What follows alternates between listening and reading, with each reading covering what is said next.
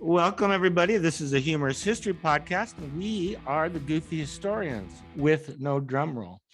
Today, we're going to start our long-awaited series on the Mongols. Not the motorcycle gang that fought the Hells Angels. This is the real Mongols that in the 11th and 12th century. So we're going to get started on part one. And we're basically going to talk about Genghis Khan before he was Genghis Khan and the area, the Eurasian steppe, where that was exactly.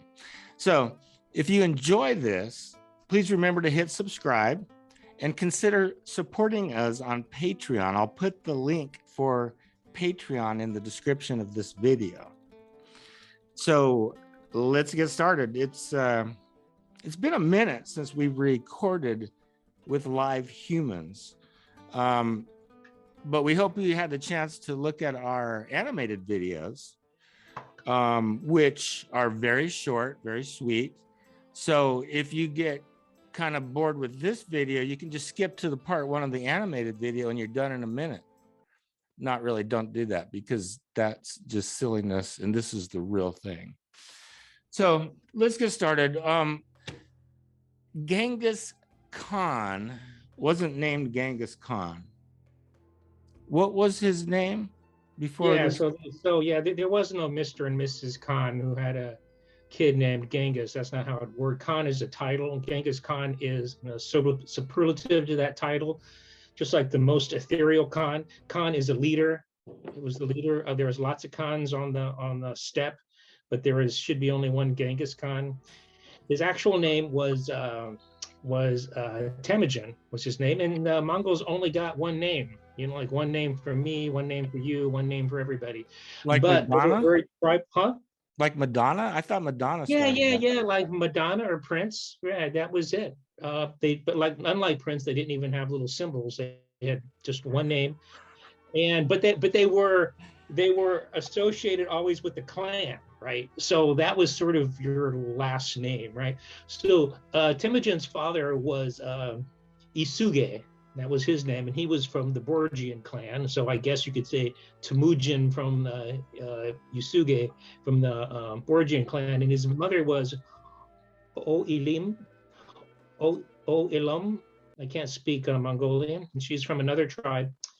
And it turns out that his father actually had kidnapped Temujin's mother from another clan, which was like the Merkit clan. Actually, the Merkit had just recently bought her from another clan, and then his father went up and kidnapped her from that clan. And that caused a lot of hard feelings that lasted a long time. Well, I don't see why. Is there like, if they had a dictionary and is there a synonym for marriage and rape? Because I can't tell. Yeah. They were really vague on the line between. I mean, if you read it, it says they kidnapped 20 women from the Borgian clan and made them their wives. I don't know if the women had any say about that, right? Because you're my wife. Yeah, one time, some woman, insulted Genghis himself and said, "You stink," which is true, because they never washed because water was sacred, right? So you couldn't wash yourself in a river, any type of flowing water. So basically, they just stank all the time. And she says, "Well, you guys stink." And he says, "Well, you're insulting me, right? I smell good. This is the way the Mongols smell, right?" And he wiped out all of her tribe, right? All of her clan, except for her. And he made her marry him, right? And go to bed with him, because I'll show you what stink smells like, right? And so that's so disgusting. Yeah, it's pretty disgusting. Well, it's pretty ecological. Water was, you're on the steppes and water was sacred. It's not like they had water everywhere, right? So they had to take care of what water they had. And so you didn't pee in the water, you didn't wash in the water, you didn't do, the water was for drinking, and that was it, including, your horses could drink in it. But besides that, you kept it clean. So their water was really clean. They didn't even fish. They didn't have any all they did was hunt. They had no vegetables or grain or anything or So all fruit. they ate was meat. God, Just a meat diet, man. It was low carb all the way. So what did they live to, like 25, and then they died of high cholesterol, or what? Well, probably evolution took care of that, right? I mean, there are like even tribes, even in there are some tribes of American natives who eat meat all the time and have no cholesterol, right? It's just a genetic permutation, and they just don't. That's something that we get as old white guys, but other races don't necessarily have cholesterol problems, even though they eat a lot of meat. Because the thing about the steppes, what I understand, I mean, it's huge, right? It's huge. It's probably bigger than all of Europe and Eastern Europe combined, right? It's like an ocean. It goes from the Pacific, Northern Pacific, all the way across to Hungary, right? And it's a vast plain, and there's enough vegetation to herd animals, but no vegetation to grow crops, right? You can't have wheat or rye or millet. So when all of the other civilizations were creating their river valley civilizations like Samaria and Egypt and by Mesopotamia, Indus, they were creating all this, and that forced them to create civilizations and writings and cities. None of that happened in the steppe. So they never had it. During the time of Genghis, they had no cities, they had no roads. It was complete open plain, right? And it was divided into all these little tribes, and it was basically uncivilized. Not in it was impossible. I mean, it was impossible to conquer because there was nothing to conquer. Right? So the civilization ended at the Great Wall, right, of China. Below the Great Wall, you had all these elite civilizations like, you know, the Han and the Sung and the Tang. They were hyper civilized. Into the West, you had hyper civilizations like the Persian Empire,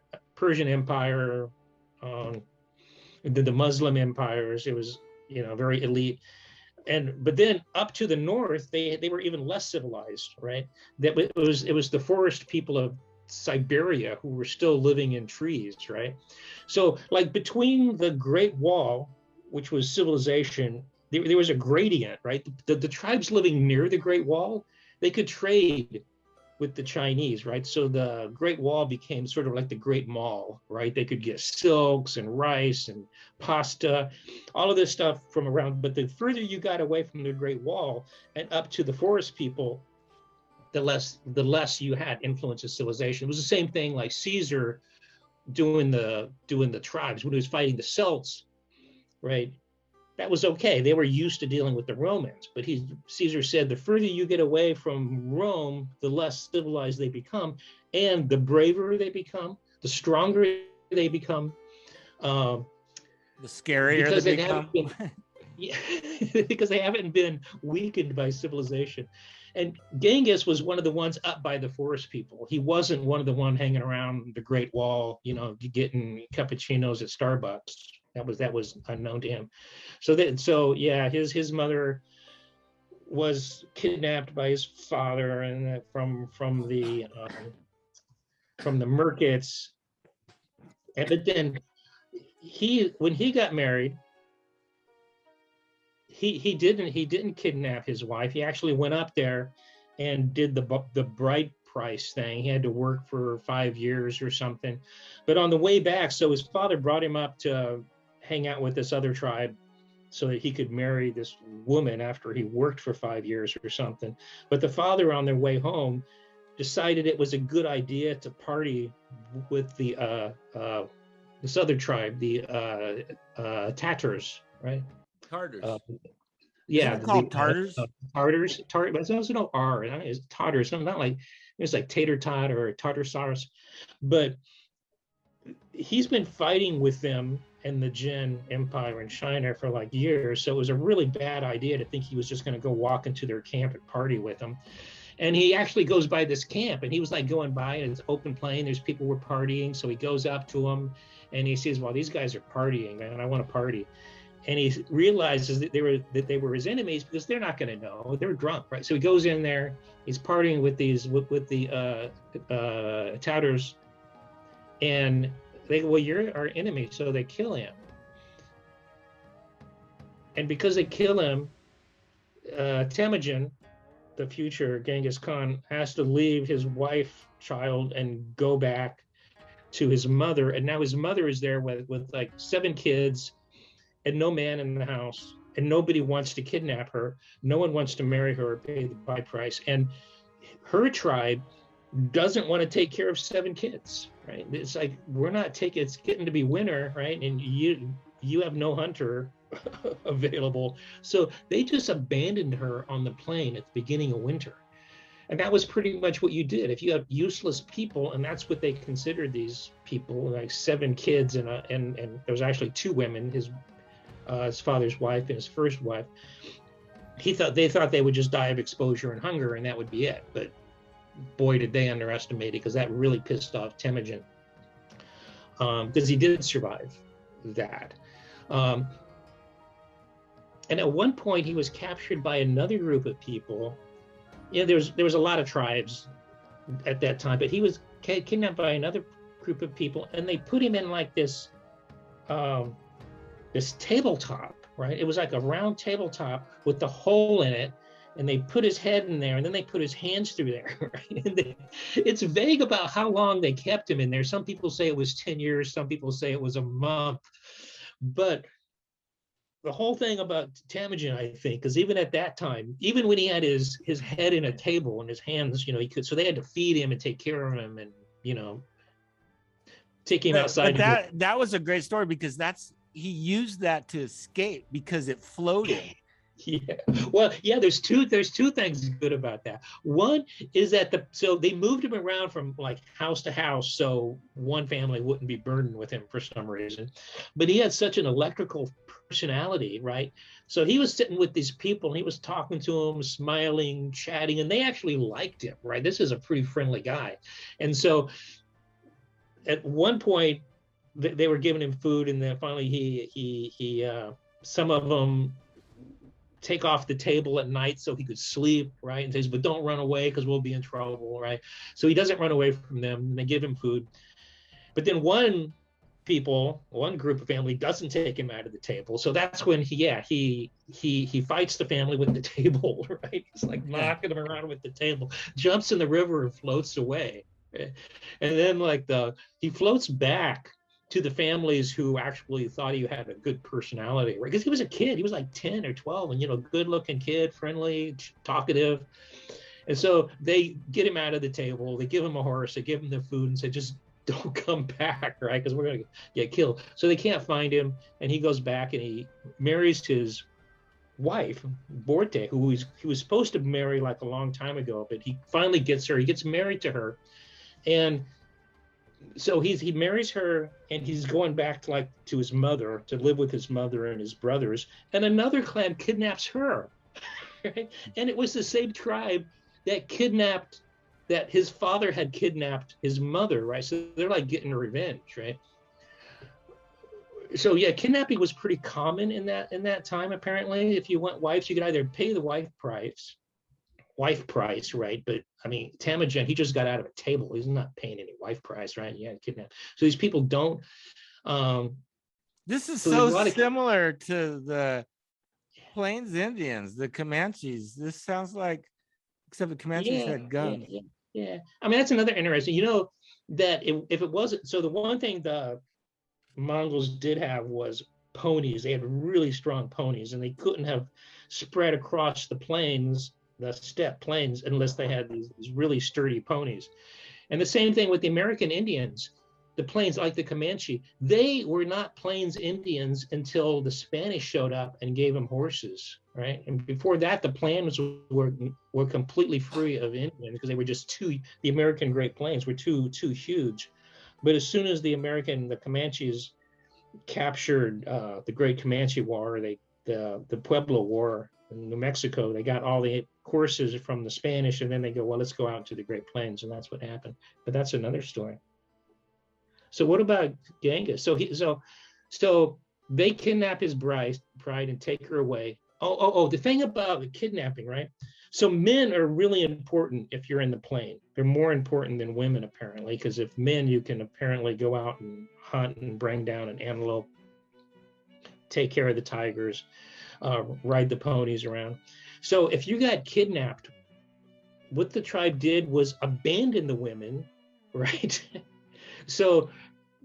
so they could escape because they needed to escape to protect the bigger tribe, right? And the kidnappers would just take the women and left. And hopefully at some time you could gather up some more of your warriors and go back and re-kidnap your wife. But the first thing was to protect the men. So the men always left the women as a distraction almost. And then, so that's what Genghis Khan did. But he really did like Borda. I think that's her name. And her name actually means like laser beam eyes, right? It actually means like fire in her eyes, right? But I think of it like a laser beam, like she was really intense too, just like him. So they made a good pair. And she became a great leader. She was the leader of the Mongols when he was out conquering the world. So, you know, I don't know where I'm going with that. Oh, so to get his wife back, he couldn't just go back and take it from the Merkits. He got up with this another tribe, another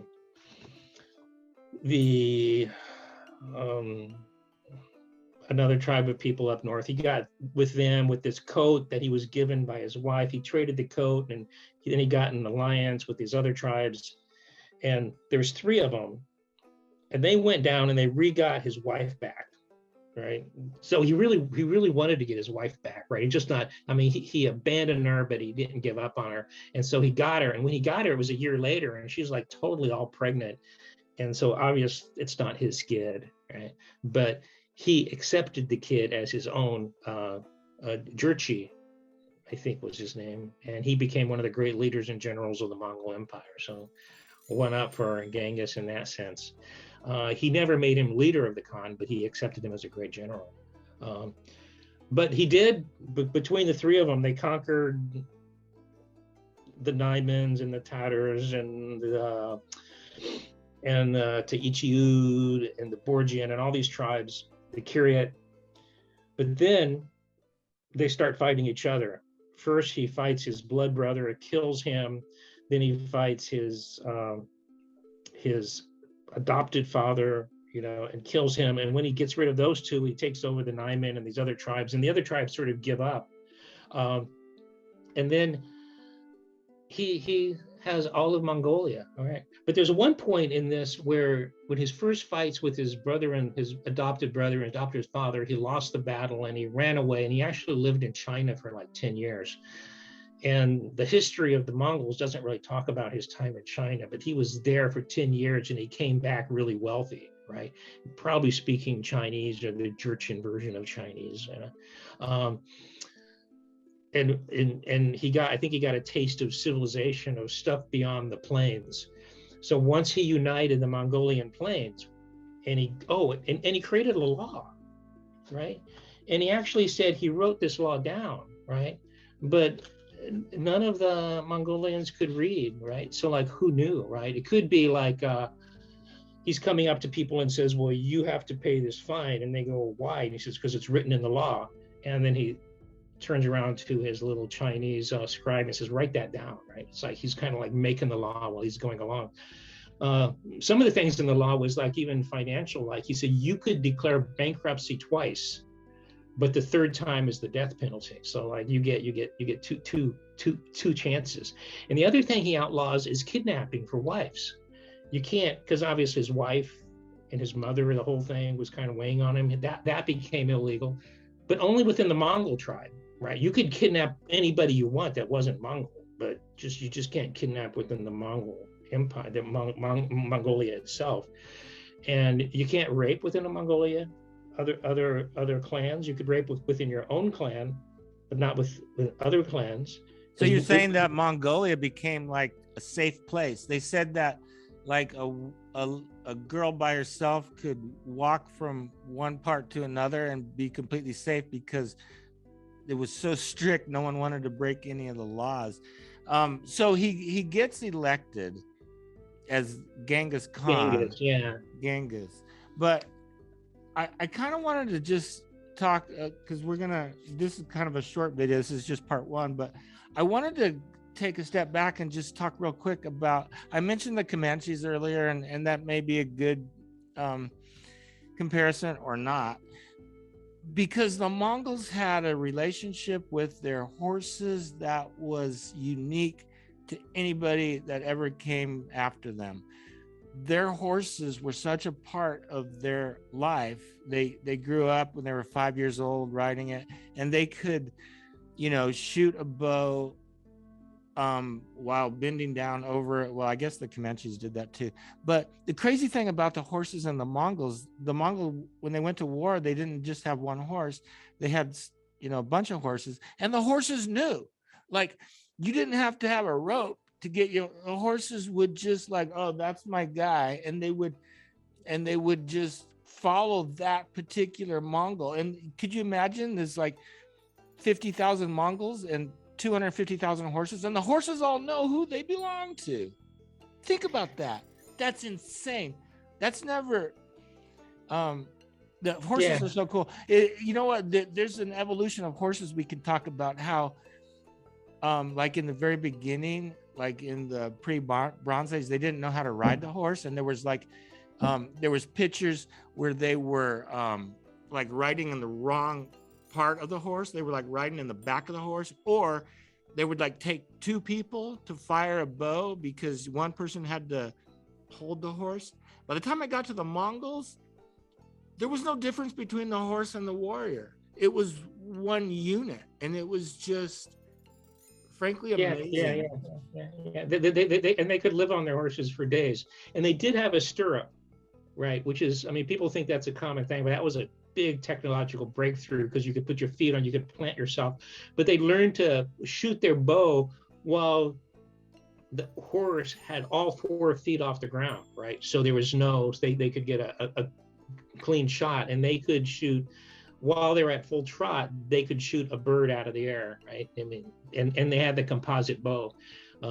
What's interesting about their bow too, they had different bows. They had like bows for like long distance, strong, warriors. They had strong bows for like forest fighting, but they also had a bow which was called like a whistling bow, and that's one of the ways they communicated with each other over the plains, right? There was no arrow on it, so you could shoot it at your own people, but it's coming at you, and the way it whistles, right, it tells you on here, or turn left, turn right. It was like a long distance communication thing, which I thought was no way. Cool. That's the first I've ever heard of that, because that's one of the key things that I think is missing is how they communicated, which we'll talk about in like part 2 and part 3 when they leave Mongolia. Yeah. So I guess the point with Temujin, this is before he was Genghis Khan, is that there were 2 parts of him. There was the one part of him that was always the pissed off 5 to 9-year-old kid, right, who just wasn't going to wasn't going to put up with anything. But there's also this very nurturing side to him, that once you were part of his clan, right, he would actually make sure that you were taken care of, right? And he did, unlike the other clan, which was very hierarchical in terms of who you were related to, his was totally, it was a meritocracy. It was except for his own family, right? I mean, his own family, you could only become a Genghis if you were part of his family line, which lasted for many generations. But besides that, yeah, he broke up the whole tribal system, right? There was no more tribes in Mongolia. After he broke them up and put them into different categories, where you're part of this group, like army groups almost, right?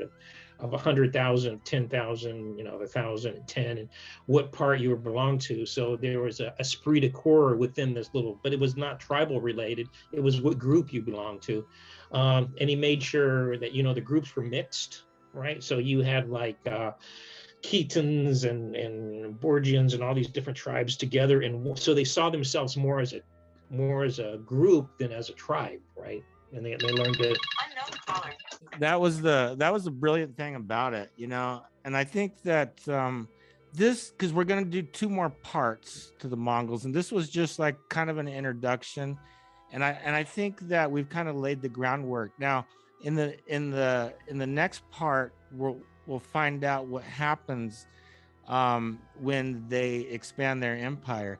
And really, at the end of the day, what this is going to come down to, I think, when we finally do get to the end of this, it'll become clear, and you'll start to come to know how important all this was, because the civilizations of China and the Islamic republics were light years ahead of what was going on in Western Europe. But because they were closer, they got the brunt of the Mongols' destruction, and it gave rise to the opportunity for the rise of Western Europe. And I think we'll come to know that better in the next two series. So yeah. So I'd like to do in on one thing, is that when you read about Temujin uniting the Mongolian Empire, right, he actually comes across as a somewhat sympathetic figure. Obviously, he's killing lots of people, but lots of people were killing and raping his family and leaving him for dead.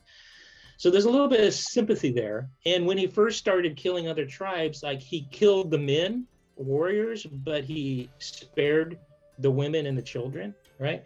And even when he started killing the leaders, he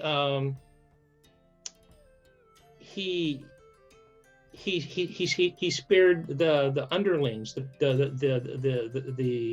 people themselves who weren't part of the leading group.